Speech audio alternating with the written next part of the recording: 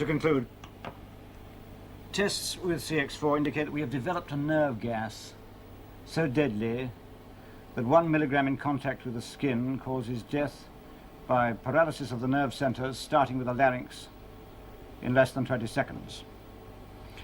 It is colorless. Yes? Your alarm call at 7 o'clock. I didn't order any alarm call. This is my private line. Who?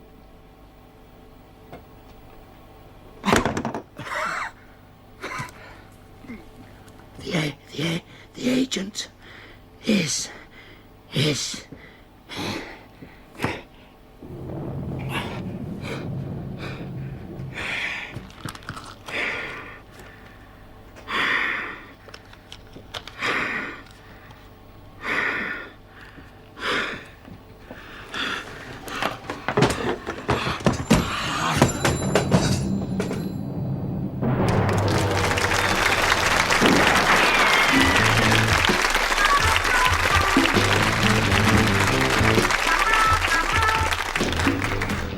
Welcome to another Whodunnit, and to the death of an actor who was so good that even when being murdered, he wouldn't give the name of his agent away. And welcome to our guest celebrity panel, who are here with me in this top-secret research establishment to solve the dastardly murder we've just seen. So first, our resident panel, that brilliant bloodhound, Patrick Mower.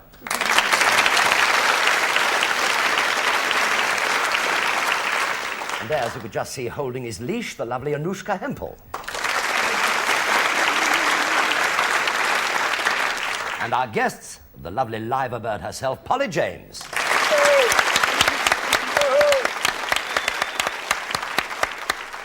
With, don't ask me, but tonight we probably will, Dr. Magnus Pike.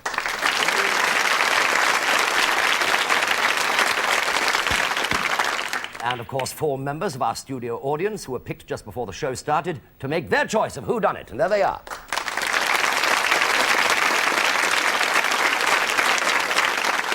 Now, as you may have guessed, it was the deadly CX4 on the earpiece of the phone that killed Dr. Manson. So try not to chew on your pencil, because we need you to listen to the cross-examination of Major Denton, the top security officer, who's conducting the investigation. And you at home, don't forget that the murderer is allowed to lie. So when you see a flashback in time, the event may not have happened at all, and not quite the way it's described. Now, amongst the red herrings are the real clues. In fact, you've already seen 2. Now, what were they? Let's get back to the plot and find out. Oh, this is Mrs. Wood, Major Denton. She operates a switchboard, sir. Oh, thanks, Shanks. Well, you all know what's happened, so let's look at the facts.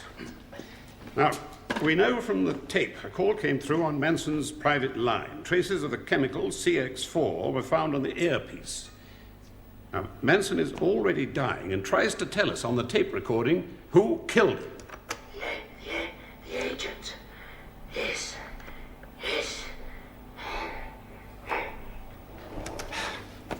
He can't speak, so what does he do? He removes this ring and puts it in this matchbox. His last act is to leave us the only clue we have as to who the agent is. So you are saying that one of us is a spy infiltrated to kill Manson. But what would they gain by his death? Better to steal a formula than kill the goose. The goose was already passing secrets on. Luckily, we intercepted the information. Manson was willing to do a deal with us. Obviously, you'd like to know what we were all doing between the time the last person saw Manson alive and his death at 7 o'clock. You've been watching Charlie Chan. Who? The famous Chinese Oh, of course, before your time, sir. I must have been the last person. I left Dr. Manson's office at 10 to 7.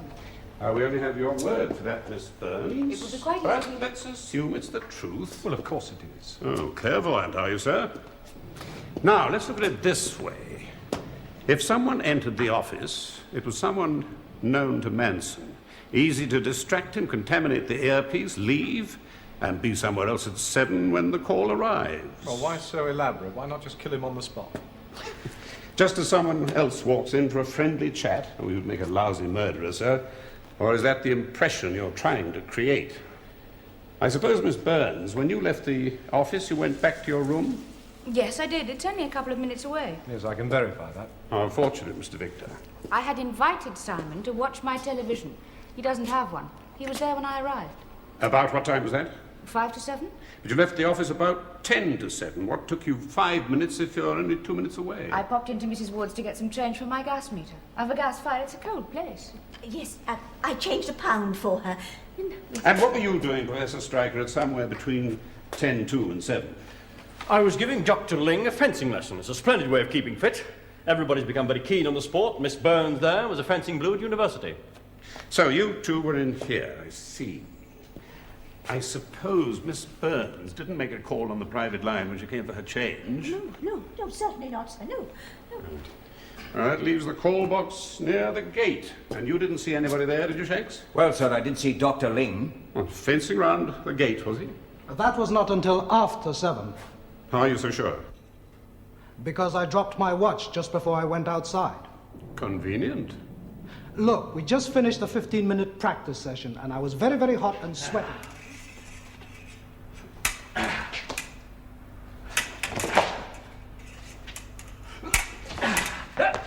Yes, you see, that was a good parry, but you should have gone for the heart. Oh, will I ever be any good at this? Well, for a beginner, you're excellent. Looks like rain. I've left the bike out. Motor bicycles at your age. You really must be out of your head. Apart from this, it's the only excitement I get around here. Oh. Still going. Just on 7. Oh, it only seems a moment since we started. Hey, no rest for you. Here's your next customer.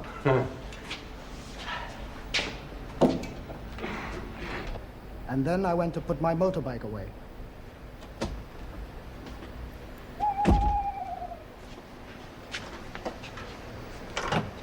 I'd push it in if I were you, sir. Great old machines, these matchless, sir. They don't make them like this anymore.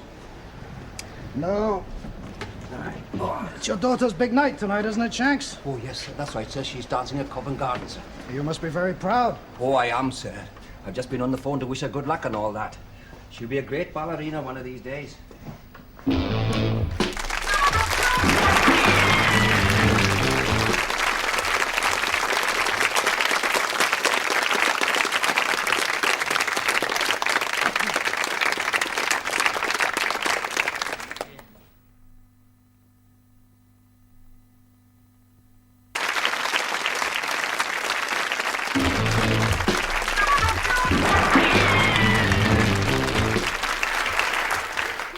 Welcome back to Whodunnit.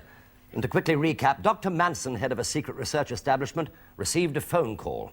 And instead of the line going dead, he did, due to a deadly poison being applied to the earpiece on the phone.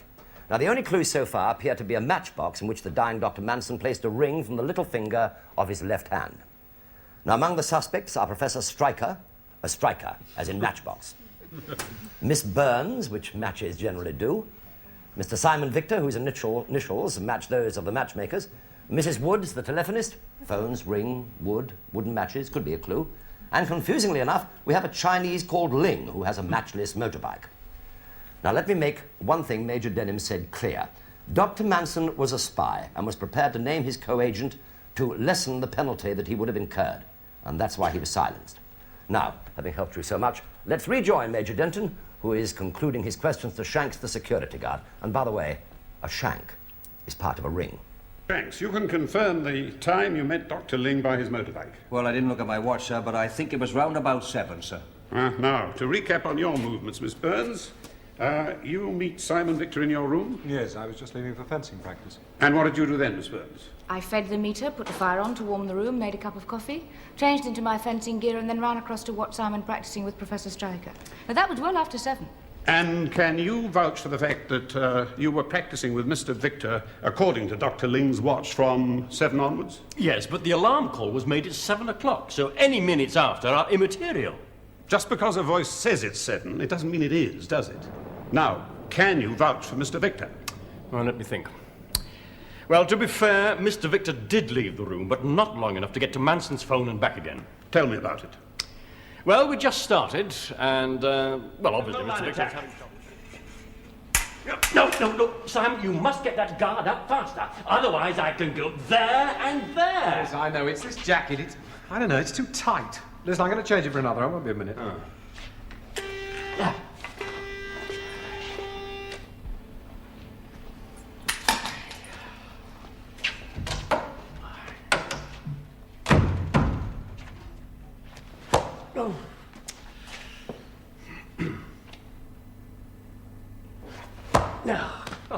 Oh, come on, Simon, what are you doing? Miss Burns will be over to give me a lesson soon.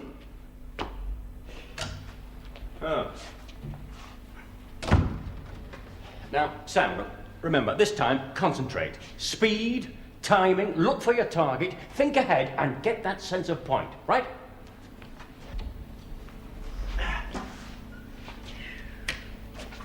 Test. Good. Oh, much better. Oh, the jacket certainly made a difference. Well, as I said, we practiced for quite some time. Once more. Yes! Oh, very good.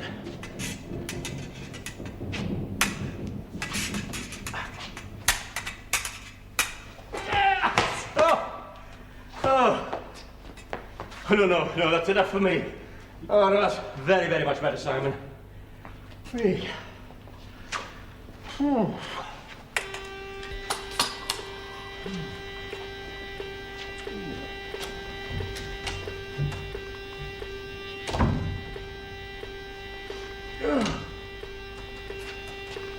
You look even more tired than Simon.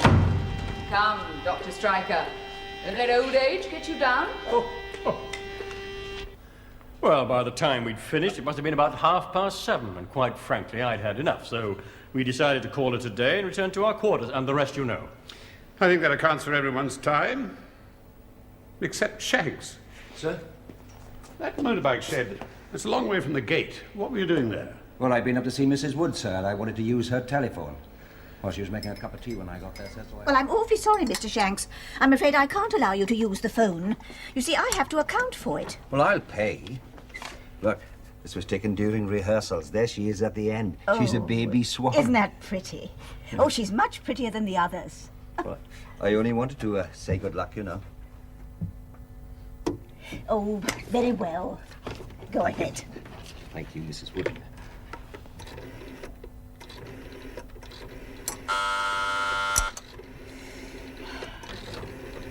Minister of Defence, can I help you? Well, I'm not sure. He may have already left his office, but I'll put you through and you can try. Oh, sorry, my mistake. Ever since they went on to computers, every other number's a wrong one, even when you get the right one. And you still have to pay, you know. They charge you. Really? Time and time again. I've had to get through to the operator and ask to be credited because I have to account for it. Oh, Miss Shanks, please, it's Dan. You can hear the music, listen. Oh, there's that. Hello, Dad. It's Oh, hello, Victoria. Vicky. Good luck, love. I know you're going to be great. Oh, I'm ever so nervous. Oh, don't be. I'll be thinking of you. Good luck, love. I gotta go, Dad. Bye. Bye-bye, love. Oh, thank you, Mrs. Wood. You're welcome. It was my fault. I should never have let him use that phone. Obviously, somebody must have slipped through the gate and used the telephone kiosk whilst I was up with Mrs. Wood, sir. But who? We've all accounted for ourselves. Surely we've overlooked one thing. The call on that tape sounded like a woman's voice. But I hadn't overlooked it. These clues together tell me all I need to know. You mean you know who the murderer is? Oh, yes. It's what Charlie Chan would call an open and shut case.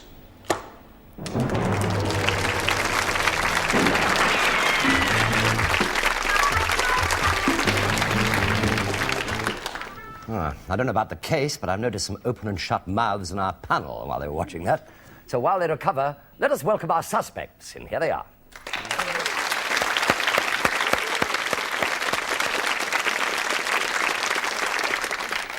May I remind you that all the suspects may accidentally give away a national defense secret, so if there are any Reds watching, will you please get back under your beds? Now, panel, before you cross-examine our suspects, you are allowed to ask for an instant replay of any of the action that you've seen so far. So let us start with you, Polly. Polly James, what would you like to see again?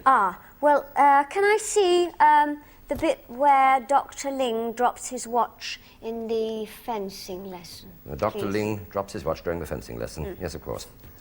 Dr. Magnus Pike, what would you like to see again? I'd like to see a bit where those two, Miss Burns and Simon Victor, are sort of sitting being interrogated by Major Thingamabob. That's the bit I'd like to see. Major Thingamabob. Major Denton. Yes. Thank you. Thank you very much indeed, Doctor. Anushka, what would you like to see again? Yes, I'd like to see the bit where Mrs. Woods lets the security man make the phone call. Mrs. Woods, the security man make the phone call, right? Patrick? Why do you want that? Why shouldn't she have that? I want to see the fencing bit with Simon Victor and the master fencer before Simon leaves the room, please. Right. Good. Right, well, while we find those, let's have one question each from you. May I remind you, only the guilty party is allowed to lie, and probably will. Polly? Yes. A question from you, please. One question. Yes. Dr. Ling, please. Could you tell me, please, what kind of a watch you wear, and where do you keep it inside your fencing gear? You mean what the brand name is? Well, yes. What kind of a It's watch? a Timex. We allow no advertising on commercial television, Doctor. A wristwatch? A wristwatch. Yes. And where do you keep it inside all that fencing gear? Well, there's a pocket Uh-huh. on the left-hand side of my fencing trousers. Mm. And that, when I fence, that is where I put it. And you're not afraid that it might get...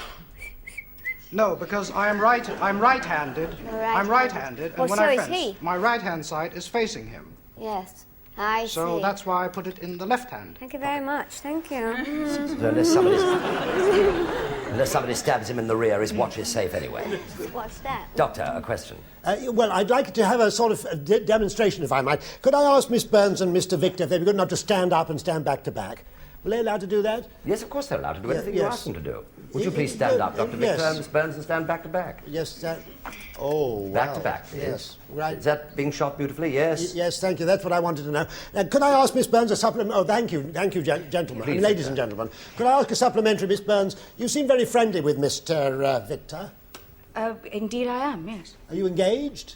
Well, we hadn't announced it officially, but we are, actually. And tell me, have you ever been engaged before? No, I haven't. Have you ever had a close relationship before? Yes, but I've never been engaged. Well, was that close relationship with Dr. Manson, the fellow who, yes? Indeed it was not. You never gave him a piece of jewellery, for example? No, indeed I didn't. Oh, that's disappointing. Good, I'm so... Is she telling the truth?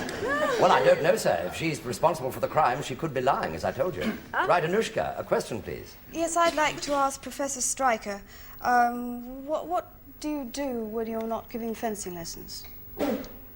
What bit of the organisation are you? I'm sorry, but owing to the Official Secrets Act, I can't really give you precise details. But I'm engaged on research. You are?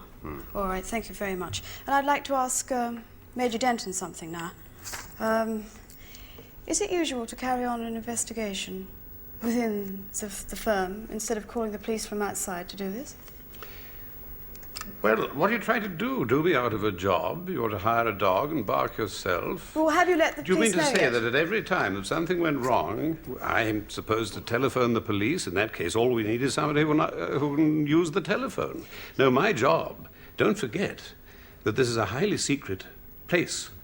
And my job is to make sure that I can possibly deal with everything with the services that I have at my disposal.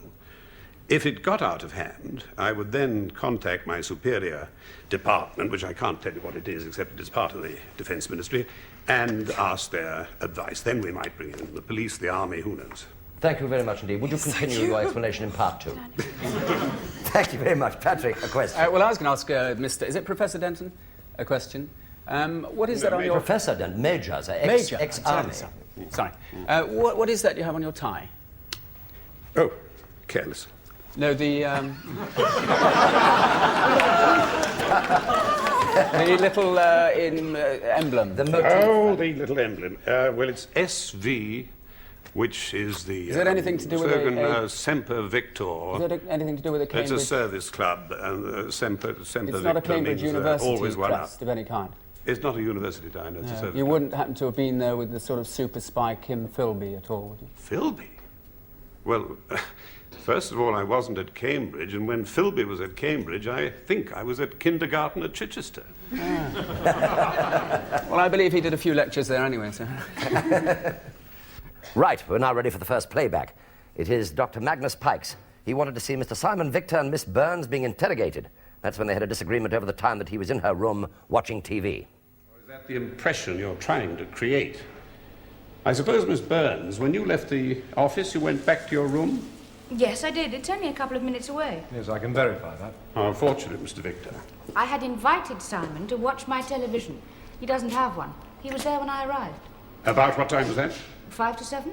But you left the office about 10 to 7. What took you 5 minutes if you're only 2 minutes away? I popped in. How about that, Doctor? It's terribly confusing, isn't it? Because in a couple of shakes they were playing fencing. It couldn't have must have been a very fast move. A very short programme.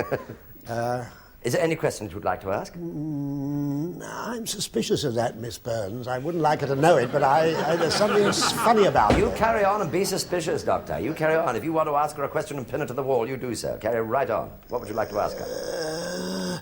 Well, I'd like to change my gear a little bit and ask Major Denton how many of these chaps had got this gas stuff that goes through people's ears. Funny thing about this ear business, you know. I don't mean that. I mean about the poison going, because in rabbits it goes through their ears. And you remember Hamlet's father, they stuck it down his ear hole. But how many people had this stuff that you could put it on telephones?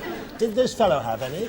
Well, I'm afraid that is not a question that I can answer. It's a highly secret thing. I mean, obviously, Manson himself, presumably Professor Stryker, would be in touch with it. And... In touch with it is a bad piece of phraseology. Yes, it is indeed, isn't it? Good, thank you very much indeed. Yes, Patrick, you are waving there. You have a question? Yes, I'd like to ask Simon Victor a question. I agree with Dr. Pike. The very strange behaviour, them two nipping out a very short programme, as he said, that they watch. How good a fencer is Mr. Stryker? Is he very good? Mr. Stryker, he's quite good. I mean, Miss Burns has been teaching him. You know, do you think that when you left to do your changing, he in fact said that there wasn't time enough for you to go and interfere with Mr. Manson's telephone, but do you think that there was time when you were out of the room for him to go and do it, to reach that office? No, because the only way out was through that door, and I was changing outside. Mm. Do you think he's a good enough fencer to have fished the watch off of Mr. Ling's wrist to establish an alibi for himself, because he knew that Mr. Ling would look at the watch? Mr. Ling said he dropped the watch when he took it out of his pocket. But is it not possible that he might have done what are they called, a thing and fished it up? I don't think he's that good. You don't think he's that good? Thank you. Then I must stop you. We're now ready for the second playback. The second playback is for Polly James. Polly, your playback is coming up now, and you can see again where Dr. Ling drops his watch and notices the time. Watch 2, Patrick. You really must be out of your head. Apart from this, it's the only excitement I get around here. Oh. Still going. Just on 7. Oh, it only seems a moment since we started. Hey, no rest for you. Here's your next customer. Yes, Polly? Oh, you look so happy and pleased about that. Not at all. It hasn't helped me at all. But it was fun watching it, though, Yes. wasn't it? Oh, yes. I like seeing it. Well, Pat, you probably enjoyed watching it. It was good. I like that, yes. Can I ask Yes, of course. this Miss Burns a question, please? Because I quite agree she's very suspicious. Miss Burns. Burns. Scottish descent? No, actually. I did once think of making a parachute jump over the Highlands, but apart from that, nothing. No. Oh, thank you. Miss Burns. Miss Burns, what bust size are you? I do sincerely hope that's a relevant question. I don't think it's at all relevant. Oh, it's completely I'm afraid I must ask you to answer the question. It might be relevant. Yes, you see... Please, silence in the court, please. My bust size is 34 inches. That is. Not just at the moment. I don't think Mr. Victor would like it. 34? Yes, inches, not centimetres. Thank you very much. Yes. Can I ask Mr. Ling? Yes, of course. Please carry on, Patrick. Mr. Ling, when you came out with your motorbike, you started it up. Where were you going to go? First of all, I'm not Mr. Ling, I am Dr. Dr. Ling, I'm terribly sorry. That's right, you stand up for it. I'm Dr. You started the bike, and yet you only had a few yards to wheel it. I kicked the starter, Yes. but the bike did not start. You intended to start it? I intended to start it. Yes. Why? I mean, you only had a few yards to move it into That's right. I like riding motorcycles. Because you're lazy? Even for a few yards. Yeah. Also, I mean, it might be irrelevant, but is it not being terribly unpatriotic to ride a matchless motorbike? I'd have thought you'd have had a Suzuki or something. Mr. Moa, I am Chinese. A Suzuki is a Japanese.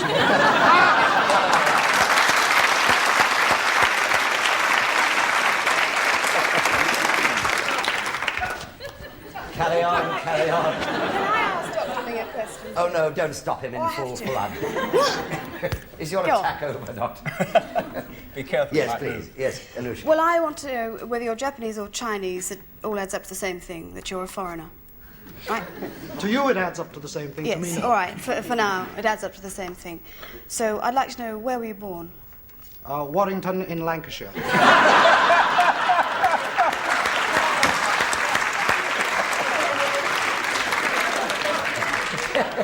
Aha, but Warrington vodka and all that sort of things, all red. China, Russia? I think you're getting your nationalities slightly confused. Vodka is a Russian drink, not a Chinese drink. Have you ever tried it? Yes. In fact, do you drink very often? When I get the opportunity. I see. Thank you so much. Yes. Right? Doctor, have you a question to ask? Well, I wanted to ask Professor Stryker a question. Miss Burns is a jolly good fencer, is she not? Who's the Indeed. next best in this whole brigade in the laboratory research department? Well, with all due modesty, I think I'm about the second. Yeah, but among the rest of the people, are there anyone anywhere near as good as Miss Burns?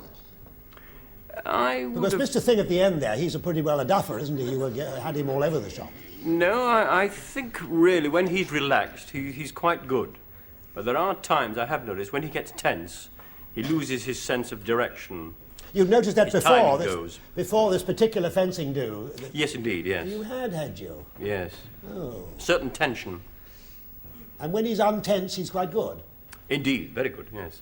Oh. Thank you. Right, we're ready for the next VTR. Patrick, this is yours. You asked to see again the bit where Simon Victor complained of tightness under the arms and went to change his fencing jacket. No, Sam, you must get that guard up faster. Otherwise, I can go there and there. Yes, I know. It's this jacket. I don't know. It's too tight. Listen, I'm going to change it for another. I won't be a minute.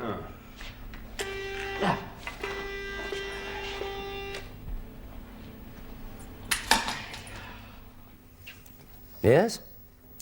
Yes, Mr. Doctor Victor? Mr. Victor. When you went and changed your jacket in a dressing room? Well, yes, it's a squash court, in fact. It's just the dressing rooms are just outside. Yes. And yet your girlfriend, Miss Burns, said that she went to her room to change into her gear. Yes, well, the men usually change in the changing room, and Miss Burns changes in her room. I see. Does that always happen? Yes. In fact, so, I've got in fact, you made a fencing mistake, did you, Mr. Victor, by choosing the wrong jacket? Yes, all the men's jackets are hanging up in the. And the only special one is what is your chest measurement? 38, 40. But the jacket you put on was a bit small. Yes, it was. I don't know why I picked that one. I don't know whose it was. We've got quite a few out there. Yes, there are smaller men, are there, around? Yes, in the establishment. Yes. Yeah. There you go. We've got good news. They're all getting a lot of nice new jackets next week. Right, I'm stop you. I'm sorry for a minute because we're now ready for Anushka's playback. She asked to see the bit where the security guard made a phone call from Mrs. Wood's office, or from the telephone office, to his daughter, the dancer. Well, I'm awfully sorry, Mr. Shanks. I'm afraid I can't allow you to use the phone. You see, I have to account for it. Well, I'll pay. Look, this was taken during rehearsals. There she is at the end. She's a baby swan. Isn't that pretty? Oh, she's much prettier than the others. Well, I only wanted to say good luck, you know. Yeah? Any questions? Yes, I missed a bit before that. I think Mrs. Woods... may I ask Mrs. Yes, Woods of course. something? Mrs. Woods, had you taken a phone call on the switchboard just prior to that playback that we saw then, that was a wrong number or something? What exactly was it? No, I hadn't taken a call. I'd just come down with my cup of tea and sat down, ready to listen in for incoming calls. Yes. But you did mention at some stage of the game that all these calls, they're sort of going all wrong and you can't get a right number and this, that and the other. Well, at some stage, didn't yes, that is when they went on to computers. Computers never behaved properly, and every other number seemed to be a wrong one. I said that to him.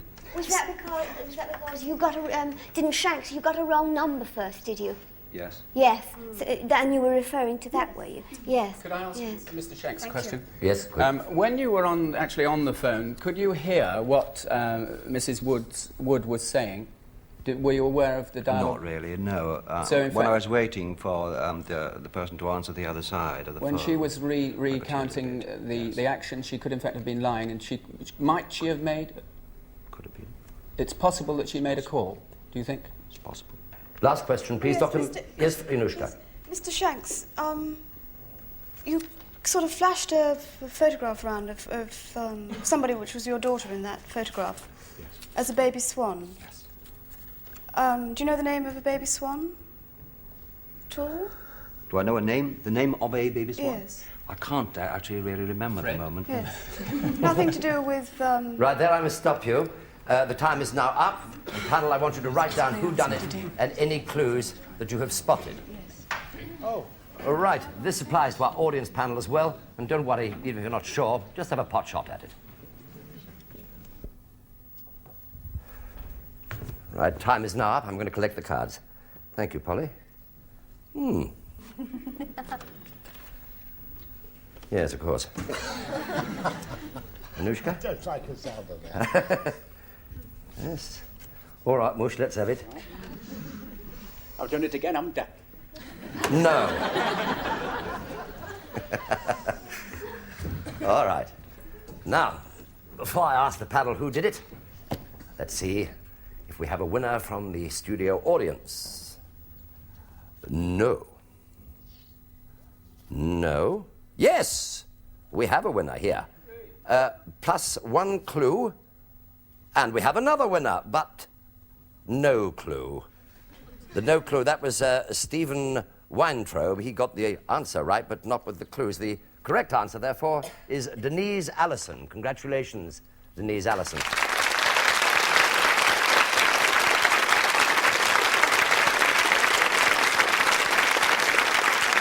Denise, you win this beautiful Whodunnit trophy, which I shall be happy to give to you later after the show, all right?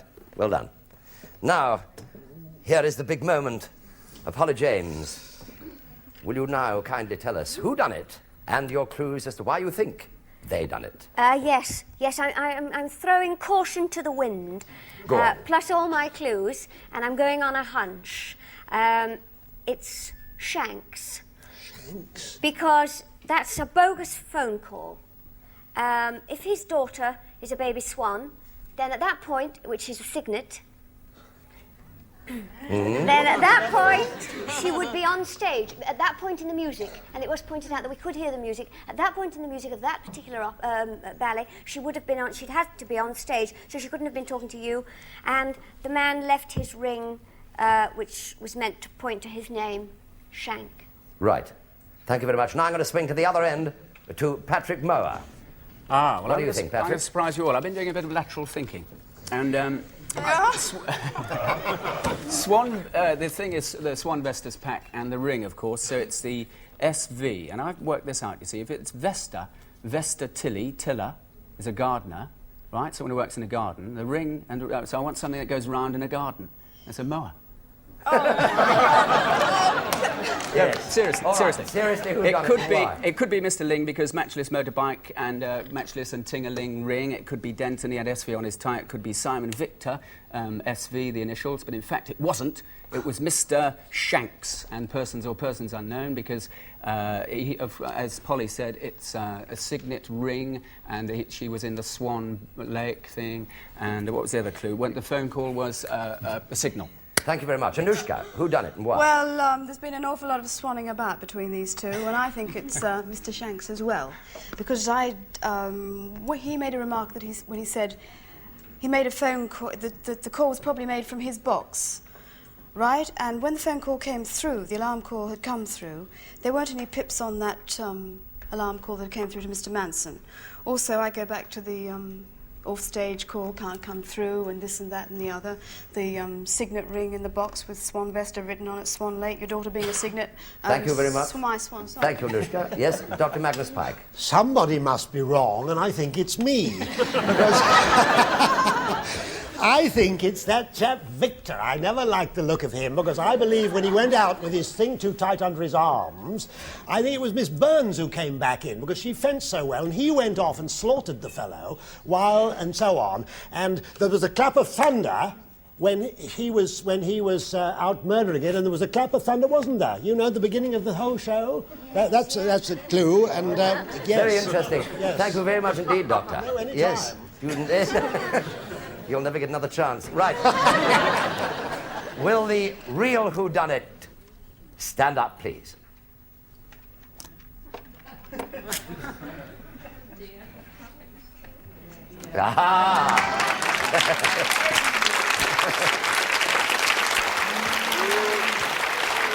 Yes, the security guard, Mr. Shanks.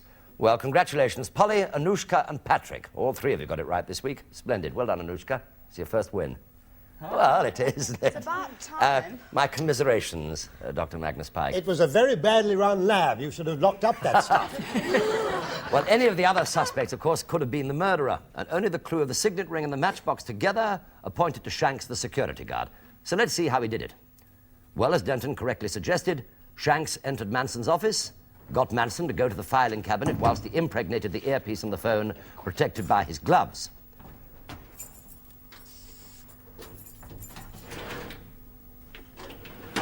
Later, Shanks called a wrong number deliberately, and this signaled the person at the other end to make the call to Manson. Did you spot when Shanks gave himself away?